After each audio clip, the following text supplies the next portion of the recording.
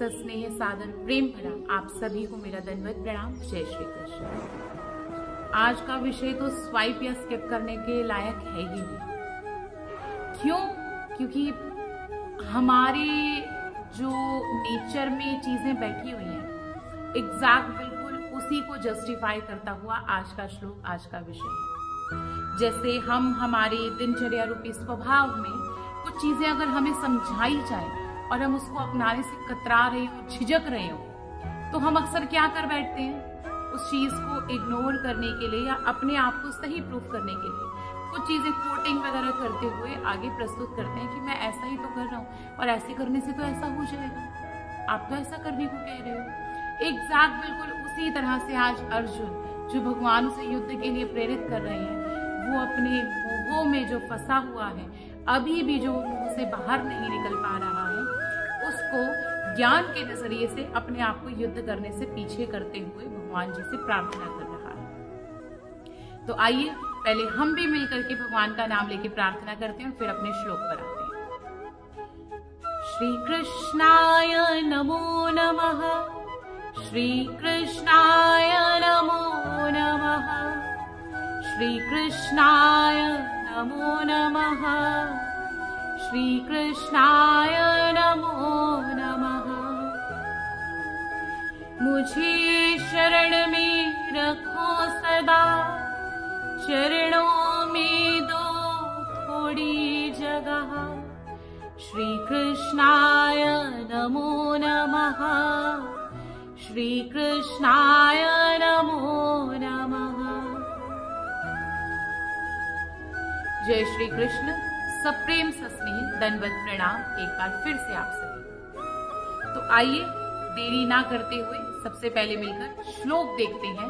अब तक हमने श्लोकों में इन 9 श्रृंखलाओं में हमने हर बार श्री भगवान उवाच देखा कि हर प्रकार से अर्जुन की अवस्था को देखते हुए सबसे पहले जब अर्जुन शरणागति आ गया, उस शरणागति आने के बाद हमने बाकी के सभी श्लोकों में श्री भगवान उवाच देखा कि हर श्लोक में श्री कृष्ण भगवान अर्जुन को समझा रहे हैं। लेकिन आज हम अर्जुन उवाच देखेंगे कि अर्जुन किस प्रकार से भगवान को अपने मन रूपी भावों को ज्ञान के आड़े लाते हुए किस प्रकार से युद्ध से पीछे हटने के लिए महाराज से एक बार दोबारा से प्रार्थना कर रहा है। तो आइए चैप्टर 3 श्लोक पहला, अध्याय 3 श्लोक क्रमांक 1।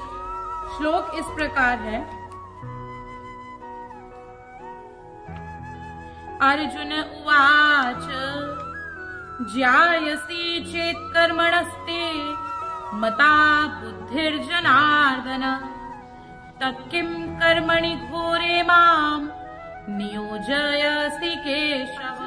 अभी तक पीछे जो सांख्य योग जो दूसरे अध्याय में श्री कृष्ण भगवान ने समझाया उसे, वो ज्ञान पूरी तरह से उसे आत्मसात नहीं हुआ। इसलिए अर्जुन अब श्री कृष्ण भगवान से कह रहा है कि ज्ञान या समझ ये कर्म की अपेक्षा श्रेष्ठ है। और उसी भाव से अब अपने युद्ध ना करने के भाव को, युद्ध से पलायन करने के भाव को, उसी इच्छा को अनुमोदन करते हुए अर्जुन कह रहे हैं कि इस ज्ञान का उपयोग करते हुए जो भगवान ने उसे निरूपण करा है कि हे भगवान श्री कृष्ण, हे जनार्दन, आप समस्त जीवों को जो संसार से, मृत्यु सागर से पार करने वाले हैं, इस ज्ञान समझ ये कर्म की अपेक्षा श्रेष्ठ है, तो फिर आप मुझे इस युद्ध में नियोजयसि मतलब क्यों ढकेल रहे हो, इस युद्ध को करने के लिए मुझे आगे क्यों एनकरेज कर रहे हो। देखिए, कर्म के मुकाबले ज्ञान श्रेष्ठ है, आप ऐसा कह रहे हैं, तो मुझे इस भयंकर कर्म में आप क्यों लगा रहे हैं। युद्ध से पीछे होते हुए अर्जुन इस भाव को प्रश्न रूप में कृष्ण भगवान के आगे रख रहा है। अब इस भाव को हम समझते हैं कि अर्जुन को श्री कृष्ण भगवान युद्ध करने के लिए क्यों प्रेरित। अब तक की श्रृंखलाओं को संक्षेप में देखते हैं पॉइंट वाइज। जब अर्जुन भगवान की शरण में आया, तब अर्जुन को भगवान ने सबसे पहले स्थिर बुद्धि करना आवश्यक है ये समझाया। फिर भगवान ने समझाया कि सब कुछ नश्वर है, एकमात्र आत्मा ही अजर अमर अविनाशी है। The soul will never die, आत्मा कभी नहीं मरती। फिर उसे समझाया गया कि शरीर को अपना समझने की गलती हमें नहीं करनी चाहिए, इसलिए इंद्रियों को नियंत्रित करते हुए आचरण करना चाहिए, ताकि जो तुम अशांत हो उस अशांति को, चंचलता को दूर कर सको और प्रसन्नता को प्राप्त कर प्रसन्न चित्त बन शांति प्राप्त कर सको। इसलिए भगवान अर्जुन को अब समझाना चाह रहे हैं। अर्जुन का प्रश्न यहाँ इस श्लोक में बहुत गहन है, बहुत महत्वपूर्ण है, लेकिन समझने की बात यह है कि कर्म किए बिना तो मनुष्य रह ही नहीं सकता। जैसे शरीर यात्रा चलाने के लिए तो उसे कुछ ना कुछ कर्म करने ही पड़ेंगे, कुछ ना भी चाहे अगर मनुष्य तो भी, विचार भी अगर मनुष्य कर रहा है, कुछ सोच भी रहा है, तो भी मानसिक रूपी कर्म उसके साथ जुड़ रहे हैं। उठते बैठते वो कर्म जोड़ ही रहा है। अब वो अच्छे के लिए उठ रहा है तो वो पुण्याई रूपी कर्म जोड़ रहा है, और संसारिक विषय भोगों के लिए अगर वो उठ रहा है, बैठ रहा है, तो वो हिंसात्मक रूपी, विषयात्मक रूपी कर्म जोड़ रहा है। इसलिए कुछ ना कुछ कर्म देखो वो तो होते ही रहते हैं। फिर उसके बाद अब एक और बात आती है। ये तो हमने समझा कि पीछे जो महाराज ने निरूपण करा कि स्थिरता ला करके आत्म संयम करना जरूरी है, जिससे जीव शांति को प्राप्त करेगा। इसलिए तो चंचल मत हो, बेचैन मत हो। अब फिर भी उसका प्रश्न गहन है कि आप फिर भी मुझे युद्ध करने के लिए क्यों ढकेल रहे हैं इस कर्म में। तो अब इसका एक और प्रकार से समझा रहे हैं कि संपूर्ण जीवों का उद्धार करने हेतु जो ये चक्र चल रहा है, उसमें ईश्वर को भी कर्म करने ही पड़ते हैं। ईश्वर भी उस उद्देश्य से ही सृष्टि में अवतार लेकर आए, जिसके लिए उन्हें किसी ना किसी को निमित्त बनाकर धर्म संस्थापना के लिए एक भूमिका तैयार करनी ही पड़ती है, जिसके लिए एक योग्य पुरुष होना चाहिए। ये हुई दूसरी बात। अब आती है मुख्य तीसरी बात, सबसे बड़ी। मनुष्य पहले अनेक सृष्टि के अनेक जन्मों के संस्कारों से कर्म करता चला आ रहा है। अब उसे संस्कार के अनुकूल वैसी जबरदस्त अंतस्थ प्रेरणा होती ही है, और उसके अनुसार वो कर्म किए बिना नहीं रह सकता। भगवान ने अर्जुन को 11वें अध्याय में आगे यही बात समझाई, कर्तुम नेच्छसि यन्मोहात् करिष्यसि वशोऽपि। जो तुम मोह के वशीभूत होकर नहीं करना चाहते हो, वो तुम्हें करने ही पड़ेंगे।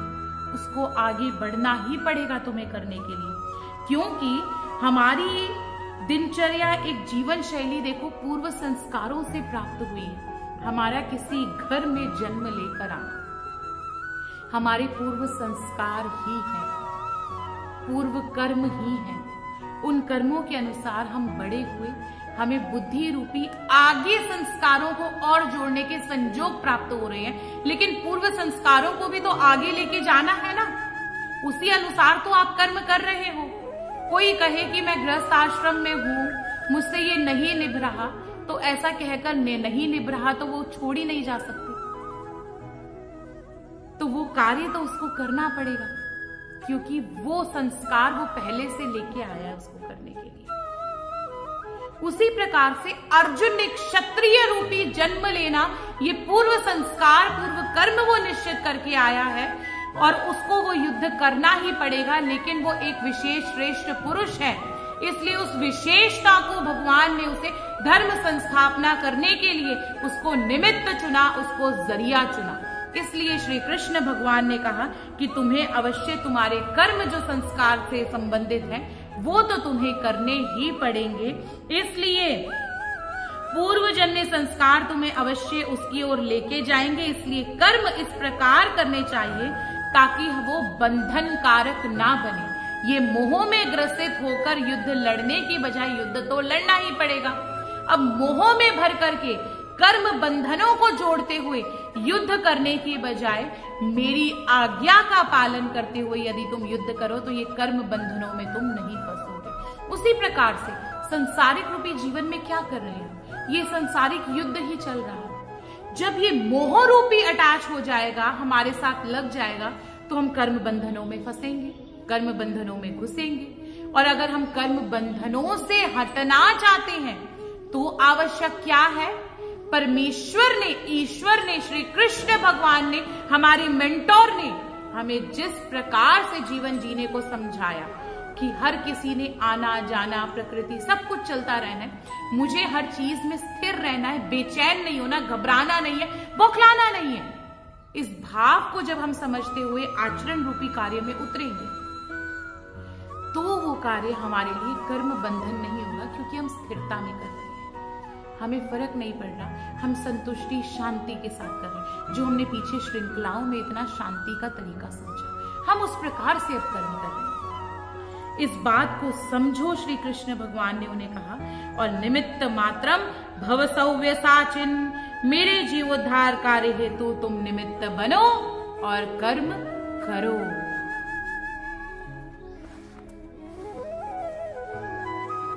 देखिए कमाल पता है क्या है? ये सारी बातें हम पता नहीं कितने सालों से, कितने समय से सुनते आ रहे हैं, बस हम उसको इम्प्लीमेंट नहीं करते, उसको अपने अंदर उतारते नहीं है, उसको अडॉप्ट नहीं करते। एक संक्षेप में, शॉर्टकट में एक स्टोरी के जरिए आपको समझाते हैं। एक इंसान के पास, एक व्यक्ति के पास एक तोता था। वो तोता मनुष्यों की भाषा, हम इंसानों की भाषा भी अक्सर बोला करता था। जब उसका मूड हो तभी बोलता था, और वो पति पत्नी आपस घर में रहते थे। अब शाम का उनका डेली का रूटीन था कि वो सत्संग में जाया करते थे, गुरुजी के प्रवचन सुन के आया करते थे। जब वो शाम को सत्संग के लिए जा रहे थे, आज तोता बोला कि सेठ जी आप सत्संग में जा रहे हो ना, तो वहां पर गुरुजी से पूछ के आना कि मैं आजाद कब होऊंगा। जब ये बात बोली, सेठ जी को बड़ा अचंभा सा लगा। सेठ जी ने कहा चलो अच्छा ठीक है, पूछ लूंगा। सत्संग हुआ, प्रवचन हुए, सारे गुरुजी को प्रणाम करके जा रहे थे। सेठ जी ने कहा गुरुजी मेरे घर में जो तोता है उसने आज एक आपसे प्रश्न करने को कहा है। गुरुजी ने कहा बताओ। गुरुजी को जब सेठ जी कहते हैं कि सेठ जी आज तोता बोला कि गुरुजी से पूछ के आना मैं आजाद कब होऊंगा, ये सुनते ही प्रश्न गुरुजी तुरंत बेहोश हो गए। जैसे ही गुरुजी बेहोश हो गए, गुरुजी को गद्दी से उठा करके उनके विश्राम जगह पर लेके जाया गया और गुरुजी को होश में लाया गया। वो सेठ जी बड़े परेशान हो गए, बेचैन हो गए, और वही बेचैनी में वो घर आए। तोते ने कहा सेठ जी आपने मेरा प्रश्न पूछा गुरुजी से? सेठ जी बोले अरे तू तो बड़ा मनहूस है, तूने क्या सवाल पूछा? तेरे सवाल का पूछते ही मैंने कि मेरे तोते ने पूछा आज कि सेठ जी गुरुजी से पूछ के आना कि मैं आजाद कब होऊंगा। इस प्रश्न को पूछते ही गुरुजी बेहोश हो गए। जैसे तैसे उन्हें उठा करके उनके विश्राम वाली जगह पर लेके गए और गुरुजी को इतनी मुश्किल से होश में लाया गया। तो बोलियो मत दोबारा। सेठ जी ने कहा, तोते ने सुना। अब तोते के साथ क्या हुआ? तोते ने अचानक पिंजरे में मर गया। सेठ जी ने पिंजरा खोला, तोते को बाहर निकाला। पहले तो देखा वो मरा पड़ा, लेकिन एकदम से वो उड़ करके भाग गया। अब सेठ जी बड़े परेशान थे कि ये हुआ क्या, उन्हें समझ नहीं आया। वो शाम को डेली की तरह सत्संग में वापस गए, गुरुजी के सम्मुख बैठे, प्रवचन हुए, सत्संग हुए, सारे प्रणाम करके जा रहे थे। तो आज गुरुजी ने खुद सेठ जी को बुलाया और सेठ जी से पूछा अरे वो तोते का क्या हुआ जिसके बारे में तुम कल पूछ रहे थे? तो गुरुजी को सेठ जी ने कहा, सेठ जी ने गुरुजी से कहा कि गुरुजी आज बड़ा कमाल हुआ कि मैंने पिंजरे में तोते को मरा हुआ देखा। वो जैसे ही मैंने पिंजरा खोला, वो बाहर निकाला उसको, तो वो उड़ के चला गया। मतलब देखो गुरुजी वो मेरे साथ ढोंग कर रहा था मरने का। जब इस भाव को गुरुजी ने सुना तो गुरुजी ने कहा देखा मेरी हिंट वो तोता भी समझ गया,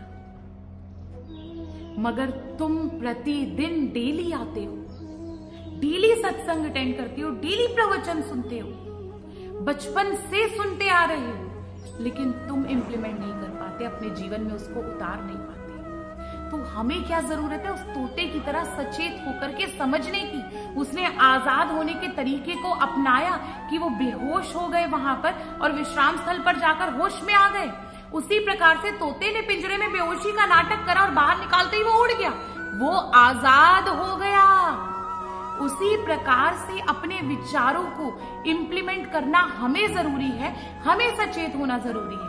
हम सब जानते हैं कि हमें किस प्रकार से अलिप्त होना है, हमें गुस्सा नहीं करना, हमें किसी में बहुत ज्यादा अटैच नहीं होना, हमें बहुत ज्यादा चीजों के प्रति अधीन नहीं होना, लेकिन घूम फिर के हम वही चीजों के एडिक्ट होकर के, उसी के व्यसनी बन करके हम उसी में रमे रहते हैं। तो हमें यहाँ पर अर्जुन को जो भगवान सचेत होने को कह रहे हैं, समझकर जो वो सुन रहा है उसको आत्मसात करने को कह रहे हैं, मतलब वो अर्जुन हम हैं आज, हमें भगवान इस बात को समझा रहे हैं।